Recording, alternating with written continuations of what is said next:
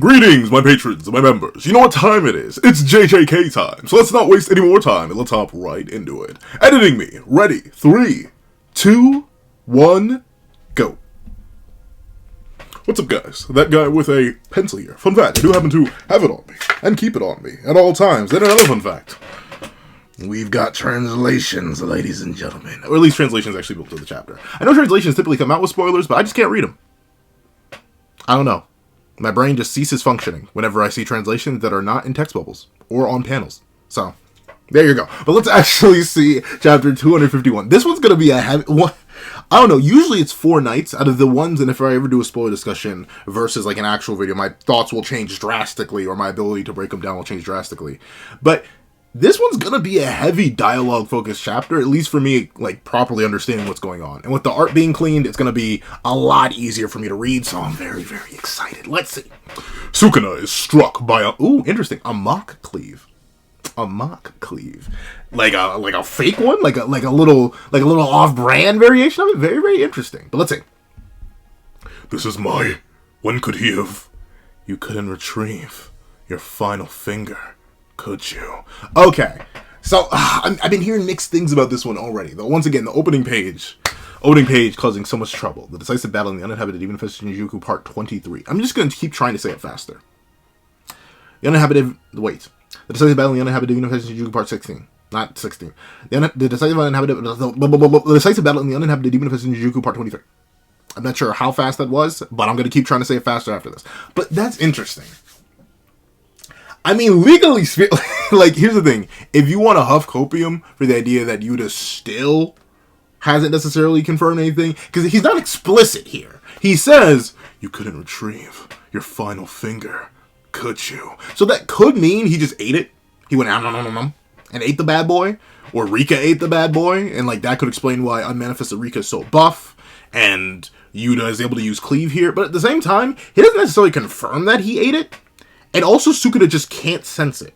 Which means one of two things. Either A, that when something's consumed by Yuta Kotsu, any unique curse energy signature vanishes, meaning that a piece of Sukuna's soul is just dead, which is crazy to think about. But, like, notably, there's no hinting on Yuta or Rika that Sukuna's soul, or the piece of his soul that was in that 20th finger, there's no hinting of it on either of them. Which implies that it either disappeared within their cursed energy pools, either as a byproduct of their massive cursed energy pools relative to the tinier one of the singular finger, and or like cursed, like maybe the data is literally just copied, like it's a cut, like a control C control V, but no, not what, I forget what it is. I think it's like control X control C or control V. Like the copied data is removed, but any unique signature is destroyed, essentially. Meaning, like, hypothetically, despite him using the technique of Sukuna, it doesn't actually feel like Sukuna's techniques, or doesn't like have traces or remnants of his cursed energy. Like, a big detail that's mentioned in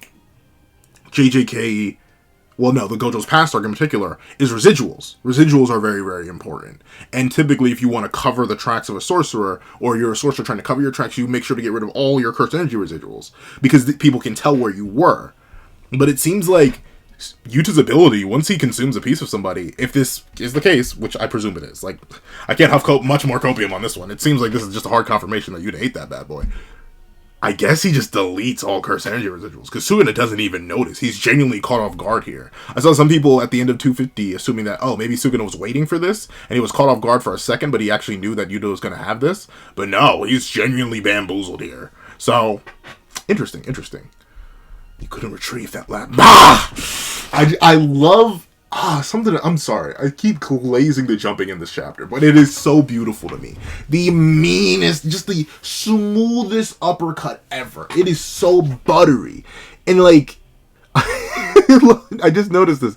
It literally makes Sukuna's 2 eyes bulge out. They're like, jeez, Yuji. He put his back into that one. He definitely put his back into that one. Which is crazy. Like, notably, I guess this is technically some motion lines, but this is actually a relatively still image. For how much force is betrayed behind this hit, or like how much knockback it causes Sukuna's head, there's very few motion lines, but I guess the motion lines are here instead. They aren't on Yuji, but golly, not the taste out of Sukuna's mouth. I see. quite the meal. Once again, yeah, Sukuna with them food analogies, bro. From the knives to the eating of his own fingers to the whole eating thing. Like, man, he just loves a good meal. And I gotta give credit to him. No matter how I feel about Sukuna versus Kenny as antagonists, Sukuna, he's got that stage presence, bro. He's got that respectability about him. He's got that intrigue. This is a similar vein to 250, where I really liked when he just crossed his arms up and was like, what y'all do? What were y'all cooking during that 1 month? And genuinely had like a proud smile on his face. This is another case. He's literally slobber knocked. But at the respect of Yuta Kotsu, not just outwitting him, not just getting one of his fingers and hiding it from him, and using his own technique on him, but the fact that he's using all that in combination, and what is Sukuna's reaction? A smile. He's excited. If anything, he respects how delicious this final meal is gonna be. And I respect that. Once again, ironically enough, I don't know why, this also, it's not necessarily a Ryu callback, because Sukuna introduces the whole food dynamic way before Ryu is introduced into the narrative. But Ryu and Sukuna, very, very similar characters. At least in terms of their, like, general motif when it comes to food. Right? Because, like, Ryu's all about the dessert, that final meal, eating good, scrumdiddly. Like, that's what Ryu's whole character was low-key about. And here we have Sukuna, once again, but I guess vice versa. Sukuna was all about the eating, and the nibbling, and the munching, and then Ryu came in, was all about the nibbling, the eating, and the munching, and Sukuna just recently referenced Ryu. So, honestly, Ryu Glaze, I appreciate it. Let's see. I do wonder what this was meant to be, though. Like, knowing that I misinterpreted this, I thought this was when he ripped out the tongue at first. Did bro just went for it? No technique, no nothing. Like, he didn't take the time to grab another sword when Yuji staggered, bro. No, bro said, I'm here. It's just, what is this called? He, heel striked Sukuna's belly and mouth, which is hilarious, yet amazing. I do like it. Let's see. Something about the image of Yuji just gripping Sukuna up by the back of the head. And then this double, he grabs him with one hand, but secures him with two. He's like, hold on, I got you, bro. And then, boom, straight into the knee. Wild. The ones, why am I turning into a Sukuna Glazer? Why must I turn into a Sukuna Glazer? But just the way that Sukuna just welcomes him in. He's like, oh, when you took the liberty of grabbing me with both hands, bucko, don't worry. I'll give you two of mine. And he just little bros him, but instead of giving him a noogie, he gives him a cleave straight to the chest. And once again, just look at the smile. The smile does it. The smile, you know what? Sukuna's really growing on me. The weird thing was, I'm not necessarily a Sukuna hater, but if you go way back when, I think it's 2 years old now, but if you go way back when to my Jujutsu Kaisen character tier list, it was all the characters. I wasn't smart. I didn't do villains, heroes, protagonists, students, or anything. No, I just did all the characters at once, because I was very new to the series at the time. And I had Sukuna up there, but I don't even think he was in my top 10. He definitely wasn't in my top 5. He may have been in my top 10. Because personally, I just didn't see the hype behind the character. He had hype moments, don't get me wrong. By that point, I was caught up on the manga at that point, which was, I believe, around, Culling Games preparation time. So, I knew about Sukuna. And he had arguably still his best run. As much as I love Sukuna right now, and as much as I'm appreciating his characterization and stuff like that, in terms of just sheer peak, sheer cool moments, sheer next level stuff, I still think Sukuna's kind of peaked in Shibuya. Notably, he's been cooking, but he had a really long fight with Satoru Gojo. A lot of which did not seem in his favor. So I still think Shibuya is peak Sukuna, but something about seeing the respect, the admiration, the shock and confusion immediately going to respect and admiration, and the playfulness, and I know it's going to sound weird, but the love that goes into this combat. He's very much enjoying himself. You can see Yuji and Yuta. They are serious. They are all about the business. This is do or do not. This is do or die, right here, right now. There's nothing else left for them. But for Sukuna, even though he's literally on the verge, bro could be 2 seconds away from either dying or being removed from the body, which is basically dying, because he's going to die 5 seconds after he's desynced. But even in spite of that, even with Yuji Todori tearing apart his connections, even with Yuta Okotsu tearing apart his flesh and bone and threatening to erase him with the technique of a fallen deity and the angel, he's still smiling. He's still great. He's still enjoying life. It's weird. But, like, I love characters like that. Especially antagonists. Of course, a lot of protagonists are like that, where even in the face of despair, even in the face of agony and destruction and the loss of everything, they'll still put a smile on their face and fight for their friends. But Sukuna is fighting for himself. He's enjoying this meal. Savoring it. And I like that. But let's see. And here's the thing. I wonder, with how poor of a state he's in, would he wait to fight the merger? Presumably, right? Like once he slaughters everybody else, he'd probably like take a minute to recover. I highly doubt he'd go right into the merger after this. Let's see. I wonder how much force that is. Knowing that this is presumably, but then again, Sukuna doesn't recognize it as piercing blood here. And I just said all that talking about Sukuna smiling. I do love how he immediately goes, ew! The genuine disgust here is fantastic. But let's see. Once again, for this whole exchange, I noticed that ever since he used Cleave, despite there being infinite katanas in his domain, he just doesn't grab another one. I mean, it's cool, don't get me wrong. I do love the image of Yuta striking back with like a whole fist. Like, it is a very cool image. But it's crazy to think that bro's just like, katanas, my domain, going insane, whatever, who knows, there's probably nothing good nearby, and he's doing it. But admittedly, I do kind of understand this one, because he's probably trying to save Yuji, but Yuji gets cleaved here. Like, Yuta's too late, and it looks like Sukuna may have dropped Yuji anyway. Like, you can see his grip loosen here, so Yuta definitely could have slipped in or grabbed a katana, but I understand, like, the risk of losing Yuji here, the risk of losing anyone else here is still way too high. But let's see. This is my last chance. I'll bring down Sukuna and take back Fushiguro. Right here. Right now. I swear it. Good thing he'll definitely be willing to be brought back. No resting now. Get up. Heal. Hit one. I was talking about Sukuna. Why did I say his name like that? I was talking about Sukuna and his unshakable joy. Well, admittedly, it was a little bit shakeable. I'd be shaking too if someone spit their juice in my mouth. Pause!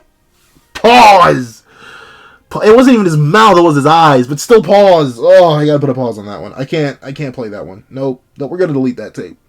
Editing me probably won't delete it, but current me, that wasn't canon. Whatever you just heard was not canon. But I do love how Yuji, and this is what Sukuna highlighted in 248, it's that unshakable resolve. It's that will to keep fighting. Bro just had his whole chest torn open, where before Sukuna grabbed his side, meaning that maybe you can make an interpretation that only his guts and maybe like a little bit of his heart was torn apart. No, his whole torso torn to ribbons. You literally see the juice falling from his back. That likely means like there's just holes through Yuji Tadori's body, lines and slices. But what does he immediately do? Instead of reveling in the pain, instead of falling and staring for long, bro just tells himself to get up, heal. He has the keys to keep fighting, so he's going to keep fighting. W main character, WMC. Take a sip to Yuji Tadori. Scrumptious. Let's see. My cursed energy output in control of this body. Both are weakening quite a bit. But once again, look at this. Bro's in the middle of recoil, and he's just like, neat. Interesting. I like the cut of their jib. I do feel the control of my body. It's fading away. I need to get the poison. For Cusco. But he does get, and you know what? I like this one. Will come. Actually, this is crazy now that I think about it. This logo, now that I see it, and this is in clear view. This is why we need that 1080p HD. I think you literally uppercut bro so hard that Rika could have immediately come in and grab. Like, at first I thought Rika just scooped him up by his leg. Like, straight tripped him, grabbed his leg, and dragged him. No, at least based on the fact that he's still recoiling from Yuta's uppercut? Why did I say it like that? His uppercut here? I think Yuta literally, like on some Spider-Man PS4 or Spider-Man 2, straight beamed up into the air, and then like you're doing a dual crime. Miles and Rico with the follow-up is like, yeah, and only to immediately slam bro. Golly, this is even so like that's wild. Rika literally just picks him up to toss him into the kick. Crazy. Looks like Rika's battle IQ did get buffed. Because I guess Rika realizes to some certain degree it wouldn't really make sense to do anything but feed punches to Yuji. Because that's the main goal here. Presumably she was given the commands like, protect us, help us out, but don't execute him. Whatever you do, even if Yuta Kotsu is in extreme danger. Because no, once again, Rika does not speak throughout this chapter. At least I don't think she does. And I think she may have... No, she didn't speak in 250 either. She's locked in right now. But notably, despite Yuta being in extreme danger, and remember Rika's immediate predilection to do anything to anyone who puts Yuta in danger, she hasn't, tweaked out once. No eyeball popped out, still not fully manifested, nothing. She's been relatively chill. Well, I say relatively chill, as she's throwing around the Cave of Curses. But it goes to show that she's more locked in than ever before, which is really, really nice. And to see the immediate teamwork between these two is fantastic. I wonder if they practice this or this is just all freestyle. Because, no, Yuji is about to get up. He falls, he pushes himself up, and then he's only one hand on the ground, but the moment Rika sends the alley-oop to him, he immediately drop kicks Sukuna in the face. Though I do see her, Sukuna does block it. So he still is locked in. Sukuna's still focused up. Uh-oh. Yo, this is even crazy to think about. So Sukuna gets Manji kicked dead in the face after being tossed this way. Meaning that Yuji's kick likely, if I had to assume, due to the force that Rika threw Sukuna with, Sukuna probably, curled around Yuji's foot a little bit. But in the midst of midair, he comes to the logical thought. You can literally see Yuji's still in the kick position and Yuta's still standing when they see Sukuna go to unclasp. So Sukuna starts to unclasp in midair and I guess, fast falls to the ground or something. But let's see. Releasing Hollow Wicker Basket and taking Angel's technique in a desperate gamble to fire off the world dismantling slash. Oh, the world splitting slash. So, alright. This, at least to me, with the fact that he's willing to risk it and gamble it for something that is extremely risky, at least in my view, this is Sukuna going all out. At least this version, whatever's left. Once again, it's basically impossible to quantify. At least in my opinion, it's basically impossible to quantify. Especially since he's consistently noting in last chapter and this chapter, his cursed energy output in the control of the body is falling. So it's hard to quantify, but this Sukuna is going all out. Good stuff. And once again, crazy. Unmanifested Rika.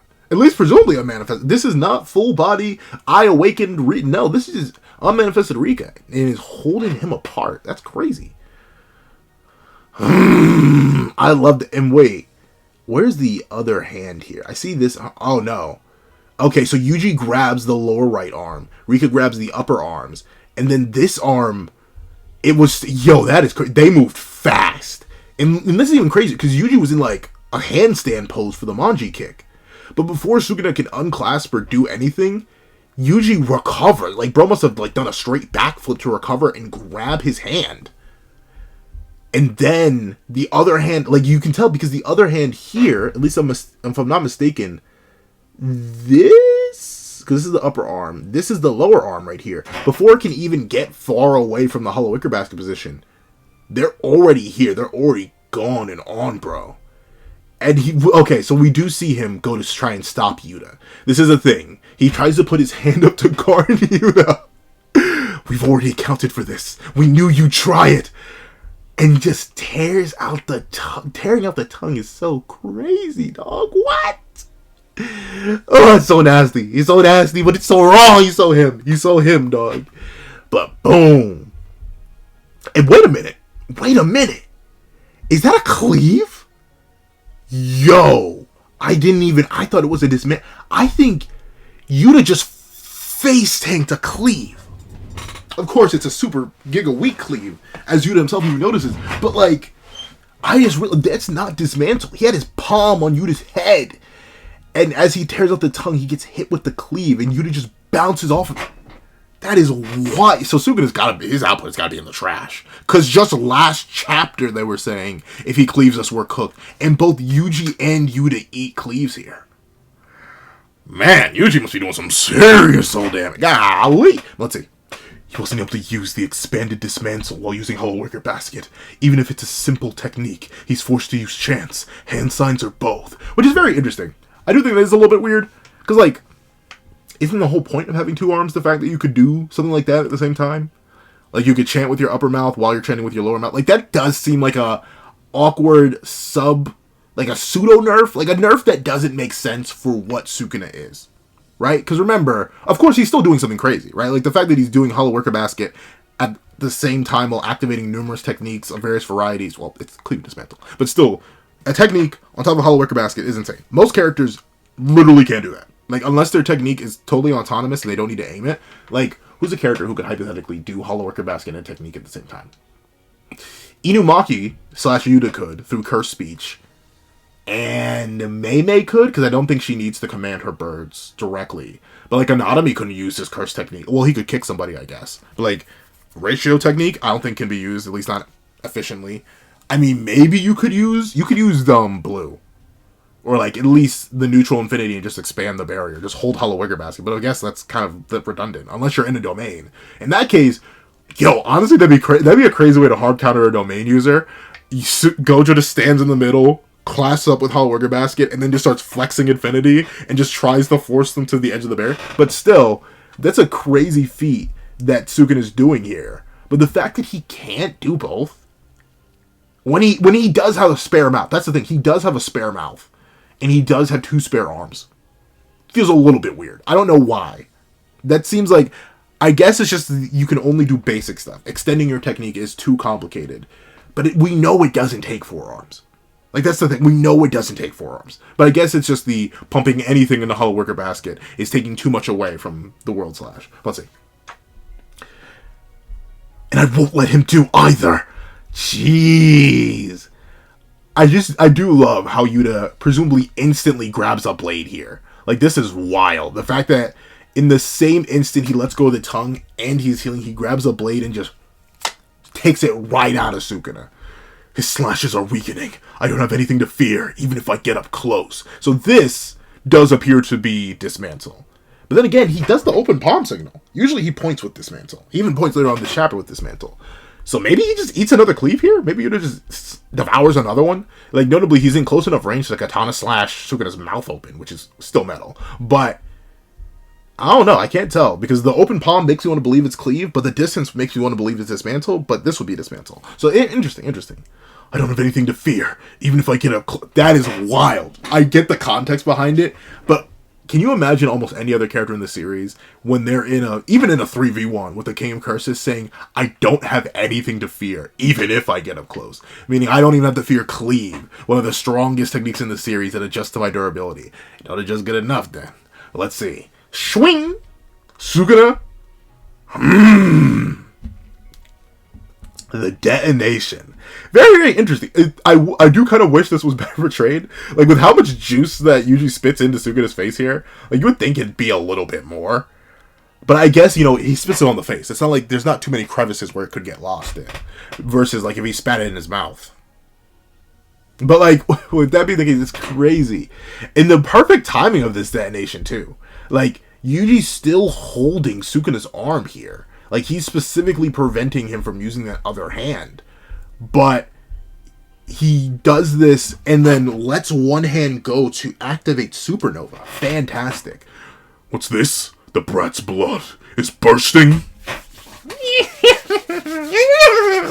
I don't know what that laugh was. But, yes, it is bursting. It's boiling, dare I say. It's a boiling blood. It may be blood manipulation, if you will.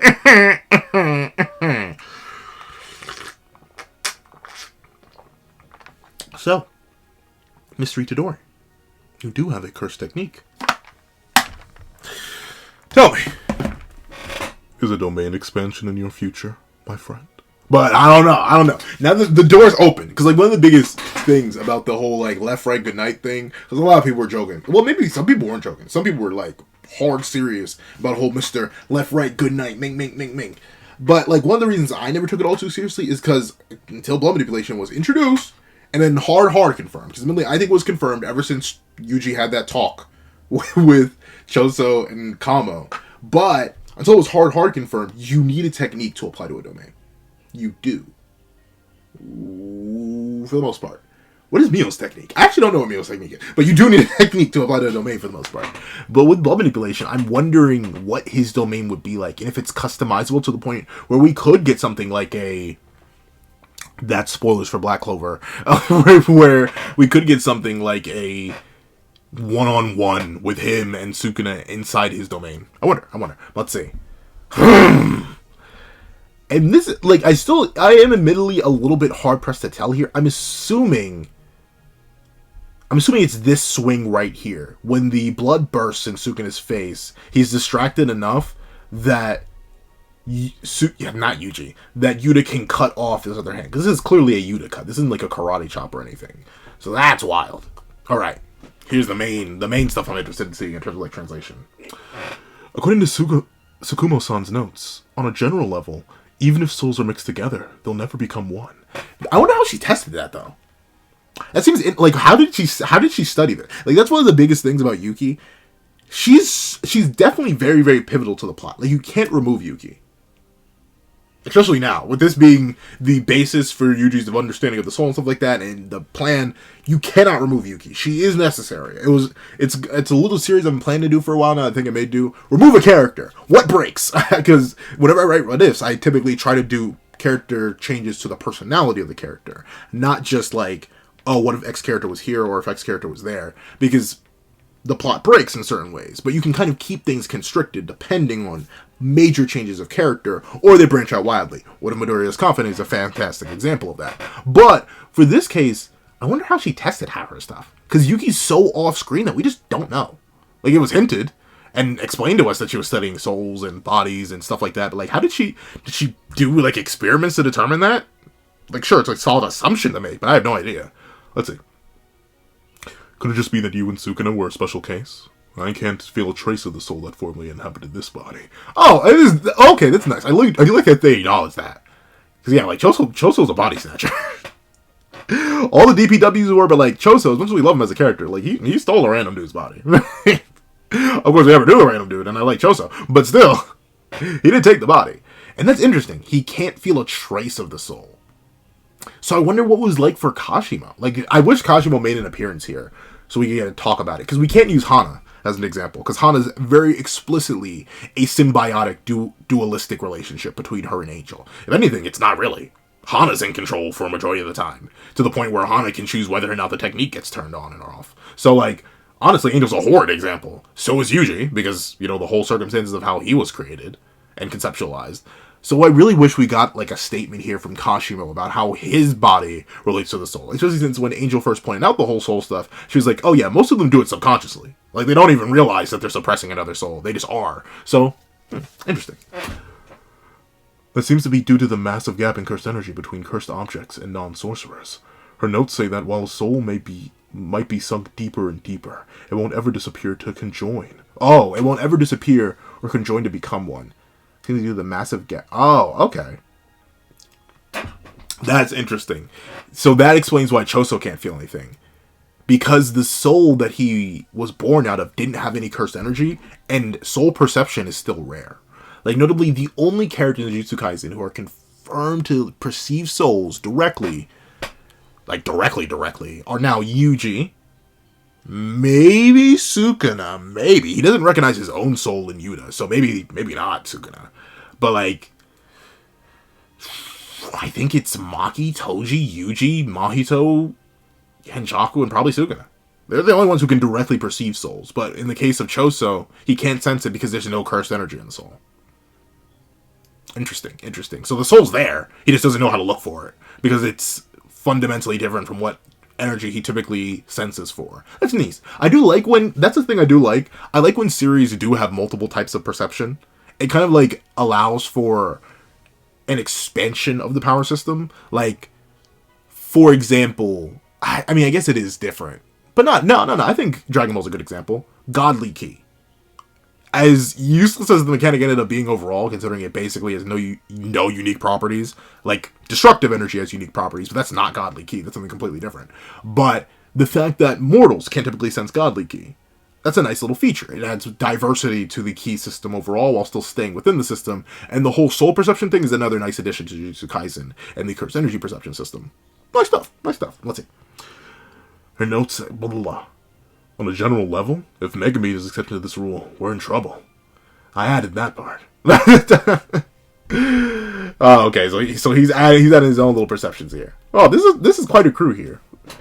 Yuta, is that Maki? Who is this? I actually don't know. Who is this? Is this Maki? Because I think this is Yuta. That's Angel. That's Shoso. Itadori. Who are you? I want to say that's Maki. But she was she dressed like this? Is this a crop top? I'm not sure. Let's see. There was a cursed spirit named Might. He does it. That, you know what? That goes to show how much of an impact that Mahito had on Yuji. Because he does just verbatim say Mahito's name here. He's like, it was Mahito. He traumatized me. Let's see. It was a cursed spirit named Mahito who was able to make the souls of others and join them together to create a separate creature. As long as a technique like that isn't in play, I think it's safe to assume that two souls cannot become one. I think. Okay. That's a nice way. Because you know what? I didn't even think of that as like a possible counter argument to that. But Gege built that in. Like the moment he introduced the mechanic that souls can't properly merge, in spite of what was argued before, bringing up Mahito as someone who could do that before with soul convergence. I forget what it was called exactly, but like soul fusion. Nice stuff. Nice stuff. I believe Tsukumo-san's words. I'll shake Megumi Fushiguro's soul awake. Shake it awake is very interesting. I would like. I'm still gonna go with the where my hug at analogy, where Suguna just has Megumi wrapped in a big old bear hug, and you just have to keep punching him to get that grip loose. Let's see. If that's your plan, our technique might be beneficial. The Angel's technique is the eradication of its target's technique. Oh. Wait a minute! Hana! How did you fumble then? No! That makes Hana even dumber! Then Hana, he was never in any danger! Hana, how can you be so down? I get he tricked her, and she may have not been able to see the marks. There's still an obvious argument with it. But Hana, how did you fumble then? You mean it's like Higuruma's, or at least how Higuruma's was assumed to be? Dog, what? That's, oh man, Hana. If you knew this, why did you fumble? No, this retro actually just makes Hana worse. Hana, why? But let's see. We should be able to eradicate Sukuna due to the incarnated form being a direct. How do you know that? How did you know he was going to incarnate? But I guess they probably took a guess. Because this is still pre-time skip and everything. Or during the time skip. So they probably just took a guess. Sukuna due to the incarnated form being a direct mix of his technique, his personality, and the cursed object. Okay. Given that cursed techniques are invariably connected to the brain, the survival rate of the target is low. Okay. However, if we were able to separate the two souls and weaken the synchronicity between the cursed object and the body, then the survival rate would skyrocket. All right. That's crazy because this is all Hana. Like, at least I don't see Angel's mouth speaking, and she's the one making the sign. So unless Angel took control of the body, look at Hana. Get her knowledge up. Look at her. She still fumbled horribly. Now, especially now that I know this, Hana, what were you not cooking? Everything, I guess. But interesting. Oh, so she does genuinely bite. I wanted to double check that. She does bite down on bro. You can see her unhinge her jaw here. And she just straight... she latches on him, bro. She heard the lore. From Gege. He's like, I need to get a taste. That's not his pectoral, Rika. You won't get the milk from there. But let's see. Holding on tight. And notably, they don't rip these arms off, though. That's great. They should have ripped them all off. Like, if it was possible... They should have just torn them all off. Especially since you're willing to tear the arm off in the first place. Tear them all. Just make sure the man doesn't have any hands. I would have done it. But I get what they're doing. They're working with very limited time here. Let's see. No hollow egger basket. Maximum. I love how it's so, like, softly smug. He's like, maximum output. Jacob's ladder. Boom. Golly. Yep, and they do hold on. This is something. They do hold on. Yuta's... I swear, his technique control is immaculate. I guess it is a property of Jacob's Ladder, though. It only targets the technique. Or no, it only targets the target of the technique, not anyone else, even if they're in direct physical contact with the technique holder. But okay, so they do go in. Yuta does tear off the other arm, and she's still numbing on it. Let's see, tear. Wake up, Fushiguro! Alright. The composition of the soul. From that angle, Itadori and Akotsu's plan had no flaws. However, that's enough. I've had enough. Within Megami Fushiguro's soul, any will to live had already been extinguished. You know what the sad thing is here? I don't even think he noticed, Yuji. I don't even think he's been watching the battle. I think he's legit just been repeating. Honestly, until we see his eyes, he may actually still be under the effects of the unlimited. Someone brought this up, and I forget if it was the short spoiler discussion or the long form spoiler discussion, but someone brought up the fact this may have been his Itachi and Sasuke moment, where the unlimited voids, if they targeted him, they may have just, because he may have already been thinking about it, right? Like, he's been feeling guilty about his sister for forever. So imagine the unlimited void just dragged out the moment he was thinking of. Infinitely. The moment of him slaughtering his own sister. And that's all he's left in. Just this consistent agony of it repeating over and over and over and over and over and over and over again. He's just stuck in an infinite loop of that. That makes it better. I do like the text that's added here. Because, and just looking at it harder, he just doesn't look at Yuji. Yuji doesn't even say anything. He doesn't even acknowledge Fushiguro. They're deep within the depths of the soul, but like there's no acknowledgement here. Despite being shaken up, he doesn't wake up. Scale of the dragon. Recoil. Twin meteors. Golly. All it takes is 7 words to cleave apart the world itself. Yuta. Let's see now that it's all cleaned up, Bucko. Nah, I think he's cooked. He may be cooked. He can't be cooked, though. We lose if he's cooked. I must say it. We lose if he's cooked. Unless Yuji does have a domain expansion of his own. It looks so cleanly through, though. Like, it's multi-layered. It looks so... and it's straight down his... It's just Gojo again. It's literally just Gojo again. Wait a minute. Hold on. Now, wait a second. Now I'm on you. How did he move his hand forward? Rika never let go. Did he cleave her hands and then strike? Because that's weird. Because, like, look, wait. Stop. The big brain. Look at his hands here. Completely covered by Rika. Unless, here, let me see. Let's check the angles. No, it looks like her face gets... How did he do that? Did he just rip out of Rika's grip? Did he RCT a hand? I think that's his upper hand, right? That's pointing the finger. How did he do this? That's weird. I'm gonna call it. Unless these amped his overall output and he tore through Rika's hand. This doesn't make sense. Like, the angles don't... Nothing here makes sense. Because Rika's behind him. But somehow she's getting slashed numerous times. Maybe he's... Okay, I'll chalk this up because I don't want to make assumptions. I'll chalk this up as he used the one hand that Rika was holding. Because Rika does seem to be holding his hand here. Rika's holding the hand. So what he may have done... I'm thinking, how does he get that hand free? He may have chanted, restored some of his output here.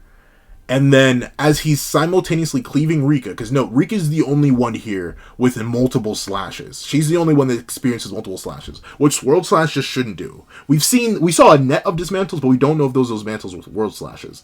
But I think he may have used cleave on Rika, but instead of just her hand this time, it spread out throughout her entire form, maybe through the use of a Binding Vow, or some restored output from the chant. And he used Spatial Slash on Yuji and Yuta. Because here's the thing, this lineup makes sense. Because Yuji very specifically goes in, lands that punch directly on Sukuna. Based on these markings here, he lands it dead in the center of Sukuna's chest. Yuji and Yuta are right next to each other. So, this slash hitting both of them makes sense. And notably, they seem to get slashed in the same direction. Like, right across the torso. But honestly, this is the biggest copium, unless the whole Yuji technically is Sukuna right now, comes into play here. Yeah, he hits both of them. It's so hard to tell. That's the thing, Yuta's wearing white. But this is clean through. This is good. This is just clean through. Yuta's in half. He is in half. You can tell. I couldn't tell in the spoilers, either discussion of them, but he's cleanly in half here. You can tell by his back being torn. But I can't tell with Yuji. And the angle's weird here too, but he's falling. So I'll chalk that up to Yuji falling. But the angle's weird here too, but I don't think it went through Yuji. I think Yuji, so it may just be that. But that's weird, because it's spatial slash. Which means okay, that's interesting. That's interesting. But it looks like, and let me see. Yeah, I assume this was a cleave, because Rika got slashed multiple times. Meanwhile, these two only got slashed once with spatial slash. But yeah, I think Yuta's cooked. He's in half. If he's not cooked, he's literally in half, and his ring hand is disconnected from the rest of his body. So he may just generally be cooked here. Rika's still here, though, but she's torn apart. And look at that grin. Once again, that ever-present smile. But golly. This strategy was common of Jujutsu sorcerers. A mediocre plan that Sukuna, under normal circumstances, could have instinctively avoided.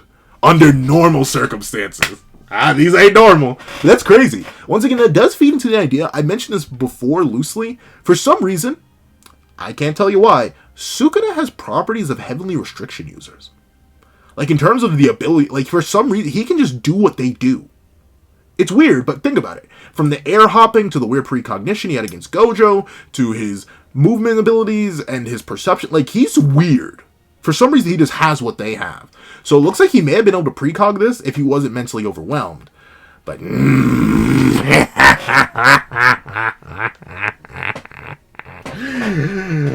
from the back, the greatest back shots this side of Japan, Monkey Zenin. Oh, I just want to tackle this real quick in the live reaction. I'll definitely talk about it more in the review.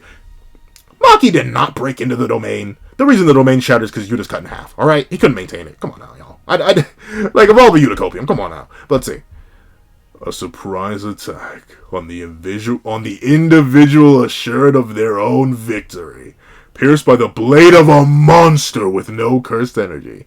Break next week. Gosh, darn it, Gege. I need videos, though. I need time to make videos, so I'll take it, Gege. Give me the 2-week break. I'll be waiting patiently. But golly. There'll be a chapter. There'll be a chapter. If you...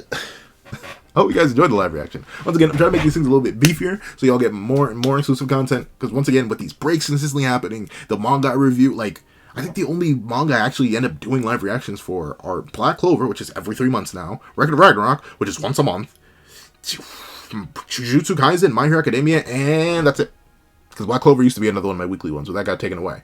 And I do live reactions for Sakamoto Days and Blue Lock. So, like, I want to give y'all more.